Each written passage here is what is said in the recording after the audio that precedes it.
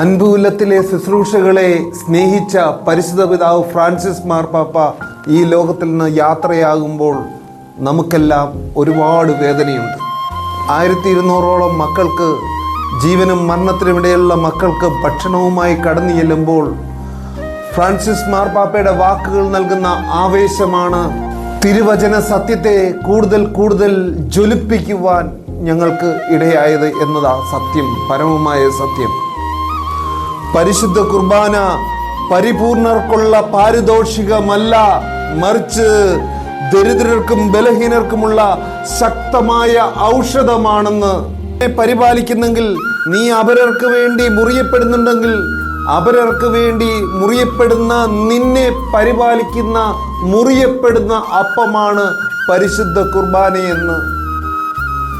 ദരിദ്രരോട് സുവിശേഷം പ്രഘോഷിക്കുക എന്നത് ദൈവരാജ്യത്തിന്റെ കൃത്യവും വ്യക്തവുമായ അടയാളമാണെന്ന് ഫ്രാൻസിസ് മാർപ്പാപ്പ നമ്മളോട് പറഞ്ഞു തന്നു. ഒന്നോർത്ത് നോക്കിയേ, ജോയ് ഓഫ് ദ ഗോസ്പൽ, സുവിശേഷത്തിന്റെ ആനന്ദം എന്ന പുസ്തകത്തിൽ ഫ്രാൻസിസ് മാർപ്പാപ്പ വ്യക്തമായി പറഞ്ഞത് നമ്മുടെ ചങ്കിലേറ്റാം നമ്മൾ അനുദിനം ഓർക്കുന്ന കാര്യം. ദൈവസ്നേഹം, ദൈവം നമ്മളെ സ്നേഹിക്കുന്നു. അവൻ സൗജന്യമായി നമ്മളെ തേടി വന്നു. സ്വപുത്രനെ ബലിയായി, കുർബാനയായി നൽകുവാൻ തക്ക വിധം ദൈവം ലോകത്തെ അത്രമാത്രം സ്നേഹിച്ചു. ഈ കുർബാനയായി, ബലിയായി ദൈവം സ്വപുത്രനെ നൽകിയെങ്കിൽ, ആ സ്നേഹം നീ സ്വീകരിക്കുന്നുവെങ്കിൽ, ദൈവസ്നേഹം നീ സ്വീകരിക്കുന്നെങ്കിൽ, അത് സൗജന്യമായി നീ സ്വീകരിക്കുന്നുവെങ്കിൽ, ദൈവസ്നേഹം നീ അനുഭവിക്കുന്നുവെങ്കിൽ, നീ ഈ അനുഭവം നീ ആരെയും ഒഴിവാക്കാതെ എല്ലാവരിലേക്കും പകർന്നു നൽകണം.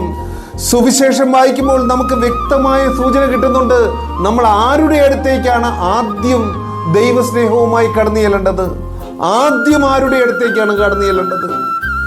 അത് നമ്മുടെ സുഹൃത്തുക്കളുടെയോ സമ്പന്നരായ അയൽവാസികളുടെയോ അടുത്തേക്കല്ല. പിന്നെയോ എല്ലാറ്റിലും ഉപരി ദരിദ്രരും രോഗികളുമായവരുടെ അടുത്തേക്ക്, സാധാരണയായി നിന്ദിക്കപ്പെടുകയും അവഗണിക്കപ്പെടുകയും ചെയ്യുന്നവരുടെ അടുത്തേക്ക്. ലൂക്കാ 14:14 പറഞ്ഞുകൊണ്ട് ഫ്രാൻസിസ് പിതാവ് നമ്മളോട് പറയുകയാണ്, നിനക്ക് പകരം നൽകാൻ ഒന്നുമില്ലാത്തവരുടെ അടുത്തേക്ക് നീ ആദ്യം പോകണമെന്ന്. ആദ്യം നിനക്ക് തിരികെ നൽകാൻ ഒന്നുമില്ലാത്തവരുടെ അടുത്തേക്ക്. കാരണം ദൈവരാജ്യം ആദ്യമായി പ്രഘോഷിക്കപ്പെടേണ്ടത് ദരിദ്രരുടെ അടുക്കല. സുവിശേഷം, ദരിദ്രരോട് സുവിശേഷം പ്രഘോഷിക്കുന്നു എന്നത് ദൈവരാജ്യത്തിന്റെ അടയാളമാണ്. അതുകൊണ്ടാണ് കാരുണ്യ പ്രവൃത്തികൾ സഭാഹൃദയത്തിന്റെ ഇടിപ്പാണ് എന്ന് പറയുന്നത്. സഭാഹൃദയം എന്നത് പരിശുദ്ധ കുർബാനയാണ്. ആ കുർബാനയുടെ ഇടിപ്പുകൾ, അത് കാരുണ്യ പ്രവൃത്തികൾ. അതുകൊണ്ട് ദരിദ്രരോട് സുവിശേഷം പറയുക, ഈ ചെറിയവരിൽ ഒരുവന് ചെയ്യുക എന്നത് പ്രധാനപ്പെട്ട കാര്യമാണ്. അന്തിമ വിധിയുടെ മുൻപിൽ ഈ ചെറിയവരിൽ ഒരുവന് ചെയ്ത, ആ ചെറിയവന് ചെയ്യാൻ ഉദ്ബോധിപ്പിച്ച ഫ്രാൻസിസ് മാർപ്പാപ്പ ചെമ്മരിയാടിന്റെ കൂടെ വലതുവശത്തായിരിക്കും. നീ ഈ ലോകത്തിൽ നീ ചെയ്തത്, ചെറിയവർക്ക് ചെയ്തത് എനിക്ക് തന്നെയാണ് ചെയ്തതെന്ന്. പ്രിയപ്പെട്ടവരെ, നമുക്ക് ഓർക്കാം, അൻപുലത്തില് ഈ ഭക്ഷണപ്പൊതികൾ സ്വീകരിക്കുന്ന ജീവനും മരണത്തിനുമിടയുള്ള 10,200 പേരുടെ മനസ്സ് ഞാൻ നിങ്ങളുടെ മുൻപാകെ വയ്ക്കുകയാണ്. ഫ്രാൻസിസ് പിതാവിൻ്റെ ആ പ്രബോധനങ്ങൾ സുവിശേഷത്തിൻ്റെ ഹൃദയത്തോട് ചേർന്നായിരുന്നതിനാൽ അത് സ്വീകരിച്ച് പുറത്തേക്ക് ഇറങ്ങാൻ അൻപുലം സദാ ജാഗ്രതയുണ്ട്.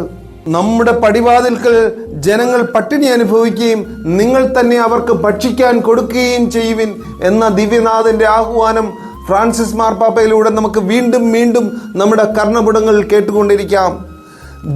ദരിദ്രരുടെ വേദനയും വിഷമവും കാൽവരി കുരിശിൽ ഈശോ നിലവിളിക്കുന്നതായിട്ട് നമുക്ക് കേൾക്കാം.